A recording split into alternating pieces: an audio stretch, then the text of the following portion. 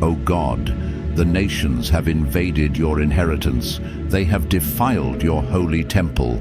They have reduced Jerusalem to rubble. They have left the dead bodies of your servants as food for the birds of the sky, the flesh of your own people for the animals of the wild. They have poured out blood like water all around Jerusalem, and there is no one to bury the dead. We are objects of contempt to our neighbors, of scorn and derision to those around us. How long, Lord, will you be angry forever? How long will your jealousy burn like fire?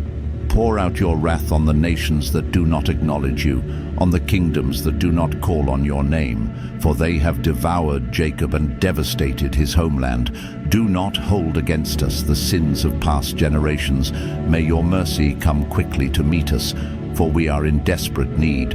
Help us, God our Savior, for the glory of your name. Deliver us and forgive our sins for your name's sake. Why should the nations say, "Where is their God?" Before our eyes, make known among the nations that you avenge the outpoured blood of your servants.